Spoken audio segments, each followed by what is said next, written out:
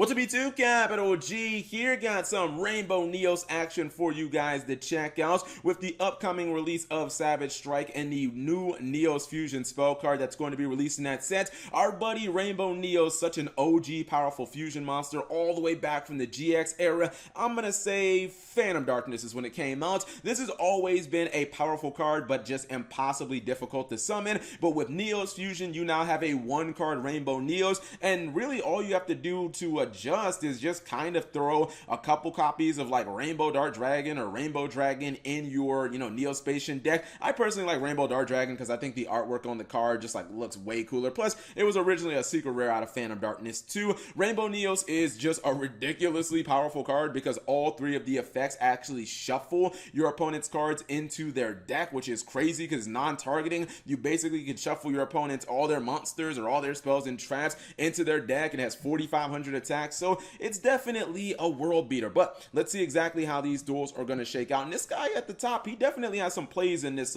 this Rainbow Neos deck. So I believe this is Chaos Thunder Dragons at the bottom. This play is, yeah, it's less than jank. I don't know what exactly he was going for here. At least he hits Equips Wyvern. That's kind of cool, I guess. Opens with Pot of Indulgence. He's going to draw 2 cards. I guess he's lucky he didn't draw his, or he didn't discard or banish his Rainbow Neos. And this is really cool, by the way. This card right here, Dino Wrestler, Pancatrops. This is honestly like the best card in Soul Fusion. I don't think a lot of people realize it yet. It's only a common. But he goes Neo Space Connector into Isode. We already knew that that was a powerful play. Check this out. He's going to summon another copy from his deck, and then he trades that one in for his copy of Neos in his graveyard. Now you're probably wondering why he'd want to do that, but you might also notice your boy's got 2 level 7s on the field. What does that mean, Cap? Oh, that means he's going to be able to rank 7. He's going to drop a Mecha Phantom Beast Draco sack. He's going to take that, turn it into a Cerberus to get rid of one of those monsters. Then he's going to Monster Reborn it. Here comes Neos Fusion, and there goes your Rainbow Neos. And at this point, even if he didn't use the effect, he has game on board. Personally, I would have used the effect of Rainbow Neos. I would not have attacked into Raiden simply because your opponent can have Honest. You don't want to lose to an Honest at this point. You don't even want to give your opponent another turn. I just would have given up my Cerberus because it's the lowest attack monster on the field, and I just would have attacked directly, and it's non-targeting removal. I guess you could say maybe you lose out to a Ghost Ogre in that case, but let's be real, if your opponent had Ghost Ogre, they probably would have already used it. They probably would have used it on a Sode, to be honest, so I don't think your opponent had Ogre, but there's a chance your opponent could have had an Honest or something like that. Second duel is against Trickstars, who open Pot of Desires, and you can see it's a burn heavy focus version of Trickstars. He's playing Dark Room of Nightmare. He has double Lycoris as an opening. This is a pretty solid play, especially when you back it up with an Effect Veiler and a Droll Unlock Bird. You don't generally expect for your opponent to be able to play through both of those cards. Maybe one of them, maybe they have Call by the Grave, but being able to play through both of them, that's kind of difficult, especially when you have this Dark Room of Nightmare plus the Trickstar. So much burn damage in your first turn. If you have Reincarnation, a lot of times you can do like 6,000 burn damage just off this, but let's see, his opponent does have Twin Twister, and that's unfortunate, man, because all that burn damage might get stripped away.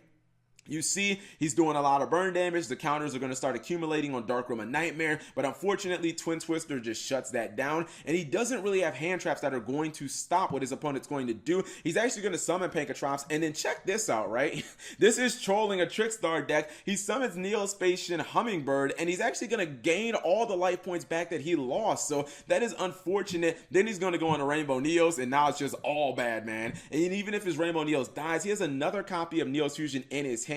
I think Trickstars are almost going to be ready to go to scoop mode. He is going to search out a copy of Trickstar Light Stage, but this is why Pankatops is such a great card. The fact that Pankatops can just take out a card during your opponent's turn, any card that they have by launching itself, it's just, this card is utterly ridiculous. I can't believe it's not a secret rare, it's only a common. He takes out the Light Stage, cuts him off from any more Trickstar monsters, so that's pretty much just a wrap right there. Third duel is going to be a little longer because so far we've basically just had like 1-turn duels, and Shadows are up first. Like a Shadow Dinosaur Prediction Princess build.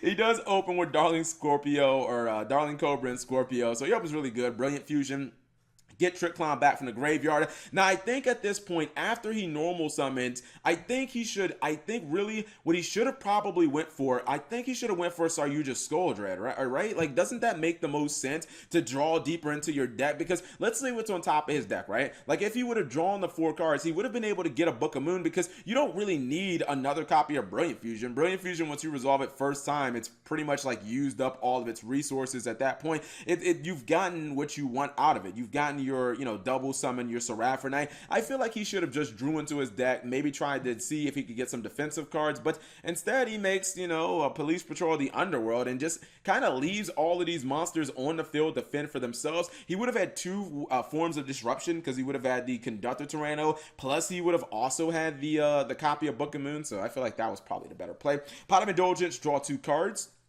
And then he goes for Pancatrops again. He's going to use Foolish Burial and then goes for Rhoda. He also has, once again, that Neo Space Connector, so he probably is going to do the same play where he goes for Isolde, special summons another copy from his deck, and then trades that copy in for another copy of Neo Spacian, Air Neos, regular Neos. Oh my god, I'm trolling. This time he is going to go for a different rank 7, and once you resolve the effect of number 42, you just get all these damn tokens. The world is your Easter egg at this point. Wait, oyster? Why do I say that? Sometimes I'll say the world is your Easter egg. The world is your oyster. He is going to force out the copy of Ultimate Conductor Tyranno, but it doesn't matter. You can see he has Neos Fusion in his hand. Now, this was once again just very troll. I don't understand why this guy, I think he might not even know that Neos has the first effect, because I was actually mad when I watched it. I'm like, bro, you literally have game on board. You activate. Look, just read Rainbow Neos' first freaking effect, man. Seriously, if I can actually get this thing over here, it says send 1 monster you control to the graveyard, shuffle all monsters your opponent controls into the deck.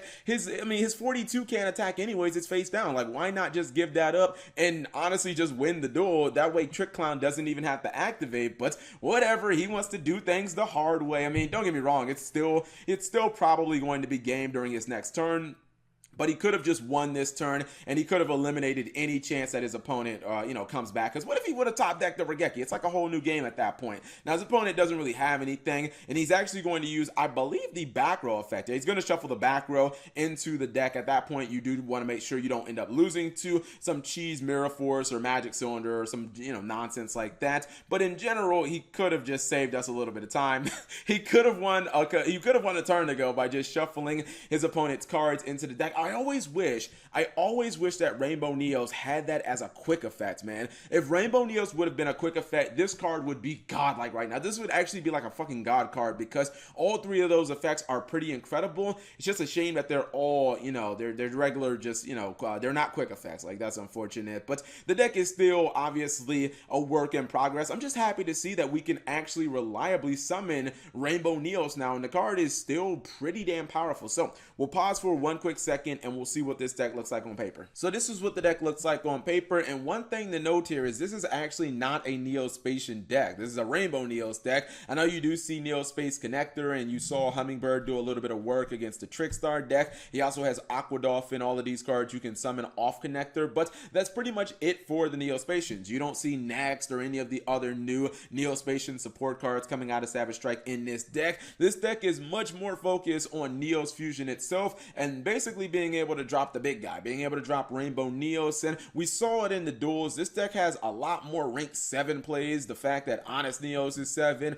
regular Neos is stupid easy to get on the field, that's 7, and then the same thing can be said with Pankatops. This is another card that's really easy to get on the field. Basically, you summon it as you would like Cyber Dragon. Your opponent has a monster, you don't have a monster, boom, you just drop it on the field. I think that the reason why you see so many fusions, or why he's running like 3 copies of Neos, is because he is running Pot of Indulgence, so you wouldn't want to banish like all your copies of Rainbow Neos if you only ran like 1. So I do think that you have to run all 3 of these in the extra deck, just because if you're going to use this, there is a chance you will end up banishing some of your Rainbow Neos. I don't think card destruction is necessary in here. I mean, I get it, it's a combo deck. If you open with things like Rainbow Dart Dragon, you need to be able to get those out of your hand. We did see him play a Wild Monster Appears, which can actually actually summon the Rainbow Dart Dragon, ignoring summoning conditions. Problem with this card is you actually lose the ability to be able to do battle damage that turn, so you kind of defeats the purpose of making Rainbow Neos in that case.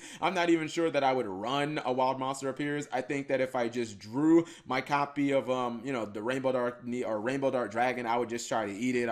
I don't know, find some way of getting it out of my hand other than, card destruction. Twin Twister, there we go. He could just run more copies of Twin Twister. Seems like more of a practical card, especially because if he gets rid of if he gets through the back row in this deck, Rainbow Neos can easily get rid of monsters. It doesn't matter if the monsters can't be targeted or what, as long as they can be affected by monster effects, like Rainbow Neos can get rid of them. They can have targeting immunity or battle immunity. It doesn't matter. He just shuffles into the deck. So it's a very interesting deck, although I would probably make some adjustments. Like I would probably just get rid of maybe card destruction, get rid of a Wild Monster Appears, and probably just go full on with 3 copies of Twin Twister. And I think that could be a pretty good start. So whatever you guys think, leave it in the comment section below. Thank you guys for watching. As always, subscribe if you have not already, and turn on that notification bell for daily videos.